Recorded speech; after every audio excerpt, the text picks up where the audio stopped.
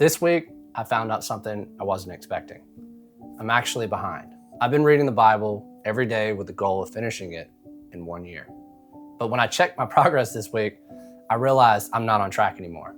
And honestly, that sent me down this rabbit hole of trying to figure out how I was going to catch up. If you're new here, this series is where I share what I'm learning while reading through the Bible over the course of a year. The reason I started this challenge is pretty simple, I guess.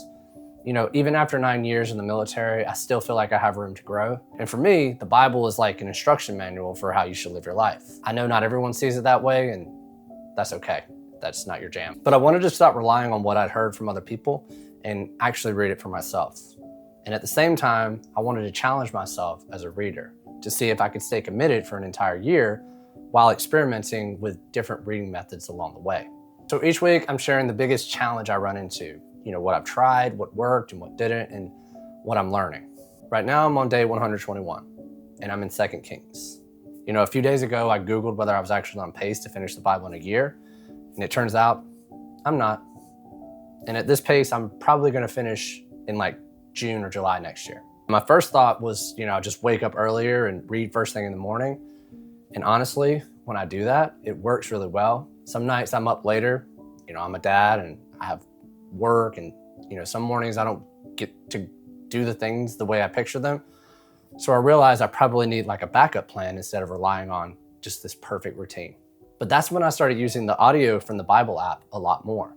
Now I'll listen while I'm working out in the garage in between sets, or I'll listen while I'm commuting to work, or really any pockets of time that would have normally gone unused.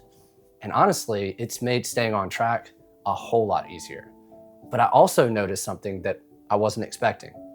The more I relied on listening, the less I actually remembered. Yeah, I was making progress, but I wasn't retaining nearly as much. So lately I've started going back and opening the physical Bible and reading along while I listen. And that combination has been a lot better for me. I stay focused, I make progress, and I remember a lot more afterward. I'm still figuring it out, but it feels like a step in the right direction.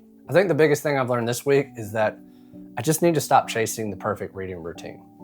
Real life is going to change, schedules are going to change, you're going to have varying different energy levels. So instead of trying to force one perfect system every day, I'm trying to build one that's flexible enough that I can keep showing up, because I'd rather adapt to that than to quit. So that's where I'm at on day 121.